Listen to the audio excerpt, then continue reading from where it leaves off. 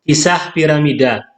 Al-Qodoi mengatakan, di antara keajaiban Mesir adalah patung yang ada di dua piramida di kota Gizeh atau Gizeh, yang diberi nama Huwiyah, dan di kalangan penduduk Mesir dikenal dengan nama Abul Haul atau Sphinx. Dikatakan bahwa Abul Haul itu adalah jimat untuk menangkal pasir agar tidak menyeret ke penduduk Gizeh. Patung ini terbuat dari batu, yang tampak hanya kepalanya. Sisanya terkubur di dalam pasir. Menurut sebuah pendapat, tinggi Abul Haul itu 70 siku. Wajahnya sangat mengkilap, indah seolah-olah tersenyum. Sebanding dengan itu, ada patung lain di Mesir di Istana Lilin, yang terbuat dari silika. Mereka mengatakan bahwa patung itu merupakan jimat penangkal air dari daratan Mesir. Kedua patung itu menghadap ke timur. Patung Istana Lilin masih utuh hingga tahun 711 Hijriah. Kemudian patung itu dipugar oleh Raja Nasir Muhammad bin Qolawun. Bekas-bekasnya dijadikan tangga dan pondasi Masjid Jami yang baru di dekat Sungai Nil. Patung tersebut tidak ada bekasnya. Sementara Abul Haul masih ada hingga hari ini di dekat piramida.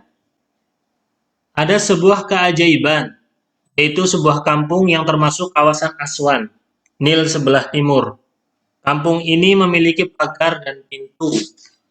Akan tetapi kampung ini telah hancur. Di salah satu pintunya terdapat sebuah pohon yang besar. Apabila tiba musim dingin, setiap hari sebelum terbit matahari, penduduknya melihat sosok bukan dari jenis manusia memasuki kampung tersebut dan kemudian keluar dari sana. Apabila orang-orang masuk ke kampung itu, mereka tidak melihat seorang pun sosok yang masuk dan keluar dari kampung itu. Hal itu masyhur di kalangan mereka. Keajaiban yang lain adalah bahwa di negeri Hindi atau India ada sebuah kampung kecil bernama Katan. Di sana terdapat tiang yang terbuat dari kuningan. Di atasnya ada sebuah patung burung dari tembaga. Apabila tiba hari Asyura, burung itu mengepak-ngepakkan sayapnya dan mengulurkan paruhnya. Dari situ keluar air yang bisa mencukupi seluruh kampung, menyirami tanaman dan kebun-kebun para penduduknya, dan bisa memenuhi bak-bak air mereka. Hal ini bisa mencukupi kebutuhan mereka selama setahun. Itulah kebiasaan burung tersebut dalam setiap tahun. Hampir sama dengan itu, di negeri Andalus ada patung kuda. Di atasnya ada penunggangnya terbuat dari tembaga juga. Apabila tiba bulan-bulan haram, Ashhurul Hurum, maka kuda itu mengeluarkan air yang deras hingga bisa mencukupi seluruh kawasan tersebut dan bisa menyirami kebun-kebun para penduduknya. Apabila bulan-bulan haram telah lewat, maka air pun terhenti. Air tersebut bisa mencukupi kebutuhan mereka selama setahun. Di antara yang paling ajaib adalah ada seorang ahli hikmah dari salah satu kawasan negeri Babil membuat bak dari batu pualam putih. Di atas batu terdapat tulisan dengan pena kuno. Penduduk kota tersebut mendatangi bak tersebut dan masing-masing membawa secangkir minuman. Mereka tuangkan minuman masing-masing ke dalam bak hingga semuanya tercampur menjadi satu. Setiap orang yang mengambil kembali air dari bak untuk minum, gelasnya berisikan minuman yang telah dia bawa dan tuangkan ke dalam bak tersebut. Keajaiban-keajaiban yang lain adalah bahwa di Baitul Muqaddas ada patung anjing yang terbuat dari kayu. Apabila ada seorang tukang sihir melewatinya, anjing itu menggonggongnya dan menghilangkan kemampuan sihirnya. Diceritakan seorang tukang sihir memanah anjing tersebut dengan tujuan untuk membunuhnya. Ternyata anak panah itu dilemparkan kembali kepada yang melemparkannya dan membunuhnya. Diceritakan, di sebuah kota terdapat jimat penangkal nyamuk. Tidak ada nyamuk yang memasuki kota tersebut. Apabila seseorang mengeluarkan tangannya keluar batas kota itu, maka tangannya akan diserang nyamuk. Dan apabila ditarik lagi ke dalam kota, maka nyamuk itu terbang dari tangannya. Tidak pernah ada nyamuk yang bisa memasuki ke dalam benteng batas kota. Di sebuah negeri kawasan timur, ada sebuah kampung kecil. Di sana terdapat sarang khonafis, serangga sejenis kumbang. Dalam setiap tahun, ada hari-hari tertentu sarang dan tanah di sekitarnya dipenuhi dengan khonafis yang menyerupai ngengat kayu. Orang-orang berjalan di atasnya karena jumlahnya sangat banyak. Akan tetapi, apabila hari itu telah lewat, tidak ada satupun bekas-bekas khonafis yang terlihat. Seseorang pernah mencoba untuk melakukan pengujian terhadap khonafis ini. Dia memasukkan satu khonafis ke dalam botol. Atasnya ditutup rapat dengan dibumbui lilin. Ketika hari-hari khonafis lewat, orang tersebut tidak melihat apapun di dalam botol, padahal lilin tetap utuh. Keanehan yang lain adalah di negeri Hindi atau India, ada sebuah kota yang bernama Dakin. Di sana terdapat kaum yang menyembah api. Pada hari-hari tertentu, ada seorang penduduk tersebut atau terkadang lebih dari satu mendekatkan dirinya ke api. Api tambah berkobar. Apabila api kian menyala, orang itu melemparkan dirinya ke sana. Dia berguling-guling, bergolak di dalam api hingga mengepul asap hitam. Pada hari berikutnya, dari tempat api itu keluar seseorang dengan keadaan terbakar, lalu menyalami para sahabatnya. Para sahabatnya bertanya tentang keadaannya. Maka dia memberitahu mereka bahwa dirinya telah masuk ke taman surga. Dia memunjuk mereka untuk melemparkan diri ke dalam api. Kemudian dia menghilang dari hadapan mereka. Orang yang telah muncul kepada mereka itu adalah setan dari bangsa jin yang dipercayakan menangani api tersebut. Allah telah menjadikannya untuk menyesatkan kaum tersebut. Hal aneh lainnya adalah bahwa di negeri Cina terdapat sebuah kota yang bernama Jalsak. Di sana ada sosok yang rupanya seperti kera. Mereka tidak berbicara kecuali dengan isyarat dan memiliki tangan yang sangat panjang hingga sampai ke kaki mereka ketika berdiri. Mereka bisa melompat ke udara hingga 10 siku. Tempat tinggal mereka di kebun-kebun, menetap di atas pepohonan, dan apabila melihat manusia mereka kabur. Mereka kawin dan berkembang biak di kebun-kebun. Saluran kencing mereka panjang hingga sampai ke paha, dan mereka bertelanjang badan. Di antara mereka ada yang berwarna putih, ada juga yang hitam.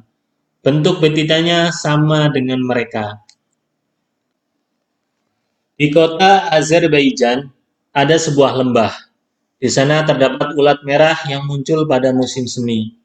Penduduk daerah itu menyebutnya kirmis. Mereka memunguti ulat-ulat itu, memasaknya, dan dijadikan pewarna yang mereka namakan urjuani. Asal mula munculnya ulat itu pada permulaan kurun ke-104. Kejadiannya adalah ada seorang penggembala yang sedang menggembalakan ternaknya. Dia datang ke lembah itu untuk menggembalakan ternaknya di sana. Anjing si penggembala melihat seekor ulat lalu memakannya. Darah ulat itu menempel di bangus anjing. Si penggembala mengambil bulu domba dan kemudian dilapkan ke darah. Bulu domba yang tercelup jadi merah. Sewaktu dia memasuki kota, kejadian yang dialaminya di lembah tersebut disebarluaskan kepada orang-orang di sana. Atas informasinya tersebut, mereka mendatangi lembah itu dan mengumpulkan ulat-ulatnya. Ulat itu mereka campur dengan kirmiz, wanter merah, dan memasaknya. Terciptalah warna yang indah. Dan hingga kini ulat itu mereka pergunakan untuk mencelup. Di kota Hims, terdapat sebuah batu putih. Di atasnya ada gambar kalajengking. Apabila seseorang disengat oleh kalajengking, dia mengambil tanah basah dan ditempelkan ke gambar tersebut. Dan setelah tanah itu mengering dan mengelupas, dia mengambilnya, lalu meleburkannya dengan air. Terus airnya diminum. Maka saat itu juga dia akan sembuh. Itulah jimat kalajengking. Di negeri Cina, ada sebuah gereja besar yang memiliki 7 pintu. Di gereja itu terdapat kubah yang tinggi. Di tengah-tengah kubah terdapat permata sebesar telur ayam. Mutiara tersebut digantung. Cahayanya bisa menerangi ruangan kubah. Pada suatu hari, sekelompok orang datang untuk mengambil permata itu. Apabila seseorang mendekat hingga jarak 10 siku, orang itu tersungkur mati. Seandainya dilakukan berbagai upaya untuk mengambilnya dengan menggunakan alat yang panjang, misalnya tombak atau yang lainnya, maka alat itu memantul, jadi tidak ada jalan untuk mengambilnya. Telah banyak raja yang mencoba melakukan upaya untuk mengambilnya, tetapi upaya mereka belum pernah berhasil. Kejadian aneh yang lain adalah ada penduduk dua kampung berperang habis-habisan disebabkan oleh setetes madu. Penyebabnya adalah seorang petani lebah suatu kampung membawa satu wadah madu untuk dijual ke kampung lainnya. Dia datang kepada penjual minyak.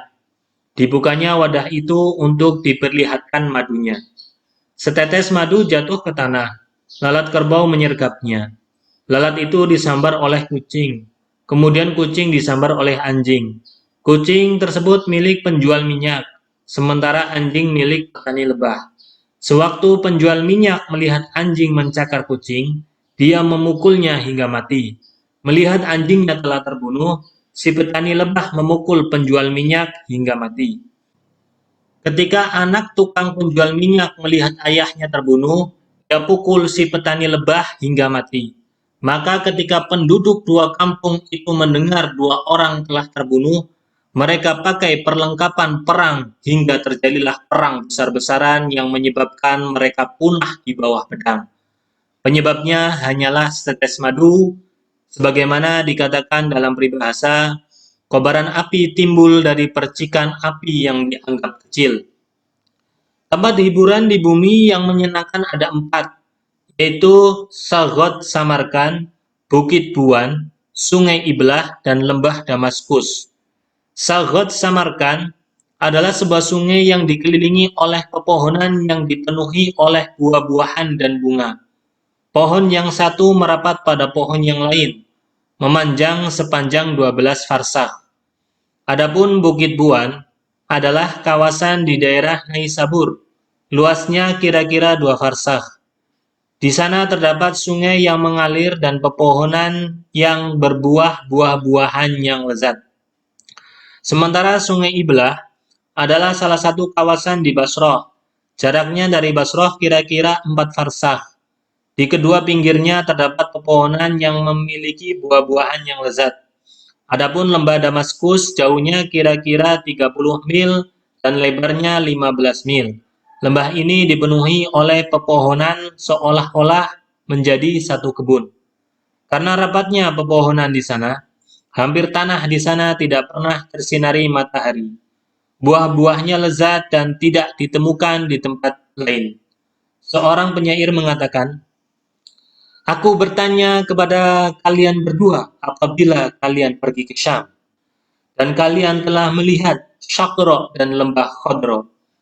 Diam dan bacakanlah surat dariku yang telah kutuliskan dengan air mataku untuk mereka.